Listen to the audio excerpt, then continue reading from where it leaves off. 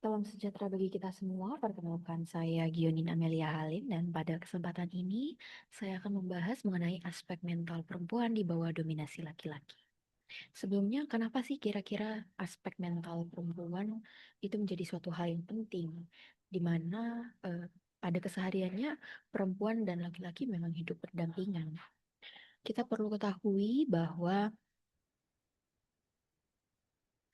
kesehatan mental dipengaruhi oleh faktor biologis, psikologis, dan sosial secara bersamaan. Ketimpangan gender merupakan salah satu determinan sosial terbesar yang mempengaruhi kerentanan mental seorang perempuan. Secara global, sekitar 1 dari 3 perempuan pernah mengalami kekerasan fisik dan atau seksual oleh pasangan intim atau pelaku non-pasangan. Selain itu, sekitar 27% perempuan berusia 15 sampai 49 tahun pernah berada dalam hubungan dan melaporkan pengalaman kekerasan oleh pasangan intimnya atau intimate partner violence. Sedangkan di Indonesia sendiri, berdasarkan catatan tahunan Komnas Perempuan, terdapat lebih dari 330.000 kasus kekerasan terhadap perempuan pada tahun 2024.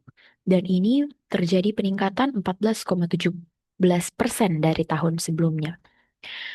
Angka ini perlu dipahami secara kritis bahwa kekerasan yang tercatat kemungkinan hanya sebagian dari kejadian yang sebenarnya, karena banyak korban tidak melapor akibat rasa takut, ketergantungan ekonomi, stigma, ancaman, atau kekhawatiran orang-orang tidak akan percaya. Dan pada Health Education kali ini, saya ingin berbagi sedikit terkait kesehatan mental perempuan di bawah dominasi laki-laki. Sebelum membahas dampak lebih jauh, kita perlu memahami bahwa kesehatan mental bukan hanya berarti tidak memiliki gangguan jiwa. WHO mendefinisikannya sebagai kesejahteraan yang memungkinkan individu untuk mengatasi tekanan, mengenali potensi, bekerja produktif, dan berkontribusi pada komunitas. Dan dari mental sendiri terdapat beberapa aspek. Yang pertama ada aspek kognitif, di mana ini berperan dalam perhatian, memori, penalaran, pengambilan keputusan seseorang. Dalam relasi yang penuh kontrol, perempuan dapat mengalami sulit konsentrasi, kebingungan, ruminasi, atau meragukan penilaiannya sendiri. Yang kedua ada aspek emosional yang mengatur mood, regulasi emosi, dan respon terhadap stres, di mana saat kondisi kronis dengan paparan stres jangka panjang dapat memunculkan kecemasan, rasa takut, rasa malu, kesedihan, marah yang dipendam, atau depresi. Kemudian ada aspek perilaku, di mana ini mengatur ekspresi eksternal dari proses mental internal atau proses berpikir seseorang. Dan apabila seseorang terpapar stres yang dengan durasi yang cukup panjang, dampaknya dapat terlihat sebagai menarik diri dari lingkungan sosial, gangguan tidur, penurunan produktivitas, kesulitan bekerja, atau menjadi sangat pasif untuk menghindari konflik-konflik. Kemudian ada psikologis interpersonal di mana mencakup harga diri, identitas, otonomi, dan resiliensi.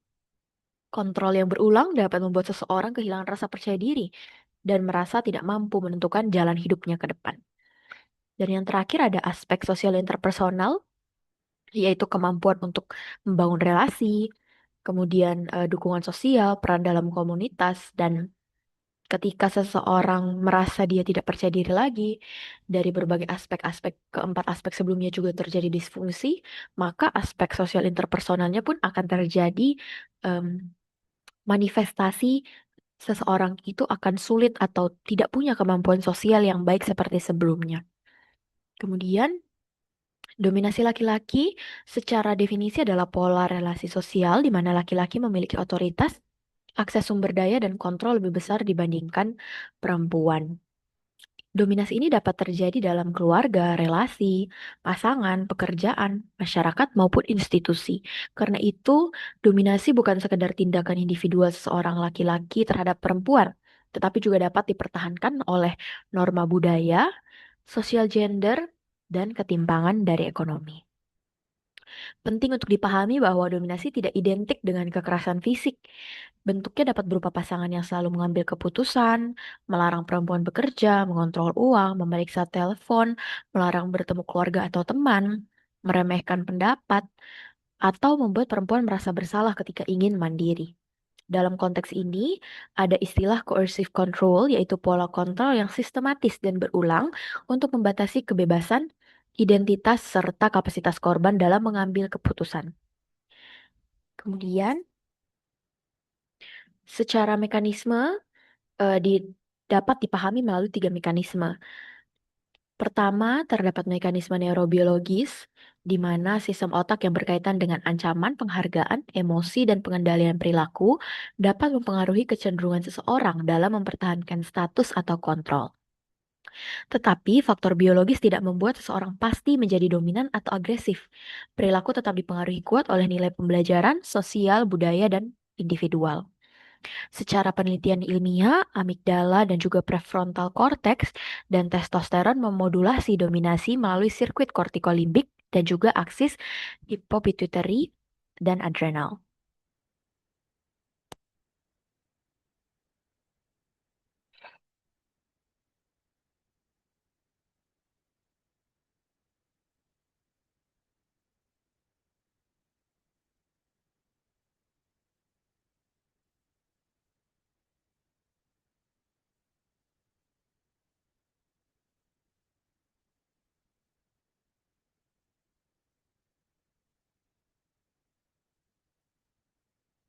Yang kedua, ada mekanisme kognitif afektif, di mana terdapat skema entitlement dan kontrol terbentuk sejak dini. Kemudian dampaknya alexitimia menyalurkan afek negatif menjadi dominasi dan agresi. Sejak kecil, sebagian laki-laki dapat belajar bahwa maskulinitas berarti harus kuat, tidak boleh terlihat rentan, harus menguasai keadaan, dan harus selalu memegang kendali. Bila keyakinan ini menjadi kaku, penolakan atau perbedaan pendapat dari pasangan dapat dianggap sebagai ancaman terhadap harga diri atau otoritas. Kemudian, berdasarkan mekanisme psikodinamik, pada sebagian individu, perilaku dominan dapat menjadi cara yang tidak sehat untuk menutupi rasa tidak aman, takut ditinggalkan, rasa inferior, atau kesulitan menghadapi keintiman emosional. Nah, ini atau juga bisa dikatakan sebagai pertahanan narsistik untuk mengkompensasi luka batin dan kecemasan akan intimasi melalui identifikasi dengan agresor. Tapi sekali lagi penjelasan ini bukan alasan untuk membenarkan sebuah kekerasan, melainkan cara untuk memahami bahwa perilaku dominasi sering merupakan bentuk regulasi emosi yang maladaptif.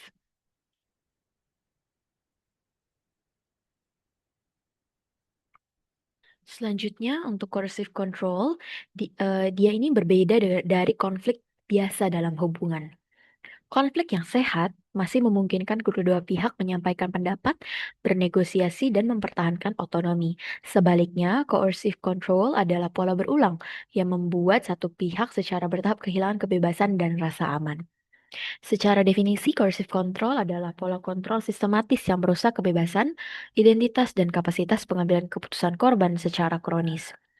Nah, terdapat beberapa pola yang biasanya dikenal dengan tiga serangan. Serangan pertama adalah serangan terhadap otonomi, di mana korban dapat dikontrol dalam hal aktivitas, pekerjaan, mobilitas, penggunaan uang, pertemanan, akses komunikasi, bahkan keputusan kecil sehari-hari. Dalam jangka panjang, korban dapat merasa tidak mampu mengambil keputusan tanpa persetujuan dari pasangan. Sehingga dapat disimpulkan, serangan pertama ini menargetkan kemampuan individu untuk membuat keputusan, baik besar maupun kecil. Kemudian, serangan kedua adalah serangan terhadap identitas, di mana dapat berupa penghinaan, kritik terus-menerus, tuduhan, gaslighting, atau meremehkan kemampuan korban. Akibatnya, korban mulai meragukan memori, penilaian, dan nilai dirinya. Tujuan dari serangan kedua adalah merusak citra diri dan nilai-nilai pribadi seseorang. Kemudian yang terakhir adalah teror dan ketidakberdayaan. Ancaman ledakan marah yang tidak dapat diprediksi, stalking, pengawasan digital, atau ancaman kepada anak dan keluarga dapat membuat korban hidup dalam keadaan selalu waspada. Korban kemudian berfokus untuk menghindari hukuman, bukan lagi untuk memenuhi kebutuhan dan tujuan hidupnya. Nah, di sini serangan ini akan menciptakan rasa takut dan perasaan tidak berdaya. Selanjutnya, berdasarkan dampak neurobiologis pada perempuan, paparan stres atau paparan trauma kronis akan mengubah struktur dan konektivitas otak secara nyata menciptakan substrat neurobiologis bagi gangguan mental. Nah, ini salah satu sistem utama ya, adalah aksis HPA, yaitu sistem yang membantu tubuh merespon ancaman. Bila seseorang hidup dalam situasi penuh kontrol, ancaman, atau kekerasan secara kronis, sistem ini akan terus aktif. Dalam jangka panjang, regulasi stres tubuh menjadi terganggu. Pada penyintas kekerasan pasangan intim, penelitian menemukan bahwa perubahan respon kortisol, yaitu hormon stres, dapat mempengaruhi struktur otak secara nyata. Dan perubahan yang terjadi ada di area otak yang berhubungan dengan perhatian, pemrosesan ancaman, regulasi emosi, memori, dan pengambilan keputusan. Hiperaktivitas amigdala dan insula dapat membuat korban lebih mudah merasa terancam atau sulit merasa aman. Sementara, gangguan konektivitas antara amigdala dan korteks prefrontal dapat menyulitkan pengaturan emosi serta meningkatkan resiko flashback, kecemasan, dan gangguan konsentrasi. Berdasarkan temuan neuroimaging, terdapat penurunan volume pada area frontal, parietal, dan juga limbik. Kemudian, hiperaktivitas dari amigdala dan insula yang berubah pola aktivitasnya karena paparan stres kronis dapat menyebabkan stimulus ancaman yang terus-menerus. Kemudian, gangguan konektivitas amigdala dan prefrontal cortex akan mengacaukan pemrosesan memori, regulasi emosi, dan lain sebagainya.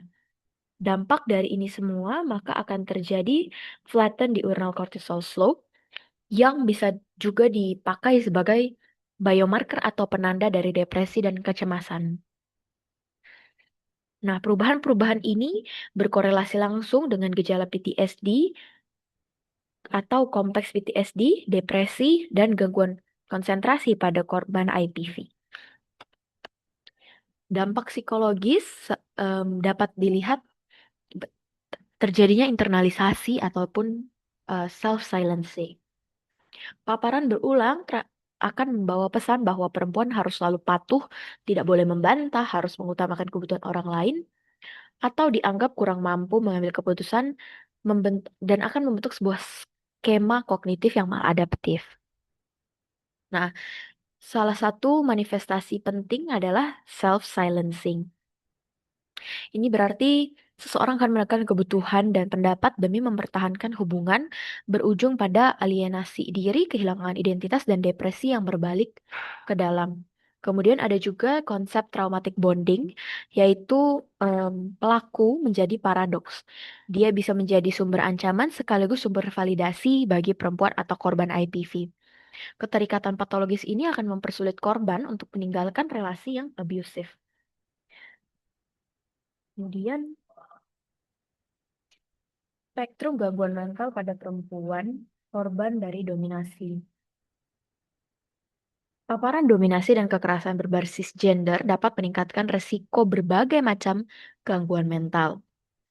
Yang paling sering dibahas adalah depresi dan gangguan kecemasan. Gejalanya dapat berubah suasana hati, sedih berkepanjangan, hilang minat, mudah lelah, gangguan tidur, rasa bersalah, takut berlebihan, tegang, dan sulit berkonsentrasi. Gangguan stres pasca trauma atau PTSD dapat muncul dalam bentuk mimpi, baik mimpi biasanya lebih sering mimpi buruk, flashback, penghindaran terhadap pengingat trauma, kewaspadaan berlebihan, mudah terkejut, dan rasa tidak aman yang menetap. Pada trauma interpersonal yang berlangsung lama, dapat muncul gambaran yang lebih kompleks, seperti gangguan regulasi emosi, rasa diri yang sangat negatif, kesulitan membangun kepercayaan, dan masalah relasi. Ini sering dijelaskan sebagai kompleks PTSD. Selain itu, perempuan dapat mengalami gangguan penyesuaian, kesulitan membangun keintiman, hiperwaspada dalam relasi, serta penurunan fungsi sosial dan juga pekerjaan. Estimasi peningkatan resiko relatif gangguan mental pada perempuan dapat dilihat di grafik yang sebelah kiri. Secara kesimpulan, dominasi laki-laki adalah krisis kesehatan mental publik dengan dampak neuropsikologis dan psikososial yang luas, bukan sekedar masalah relasi antar individual. Dapat dijelaskan bahwa dampak neurobiologis terjadi disregulasi HPA aksis, perubahan struktur otak yang nyata, dan gangguan konektivitas amigdala dan prefrontal yang nyata dan terukur. Kemudian dari dampak psikologis dapat terjadi skema maladaptif, self-silencing, learned helplessness, dan traumatic bonding yang mengikis identitas dan otonomi perempuan secara kronis.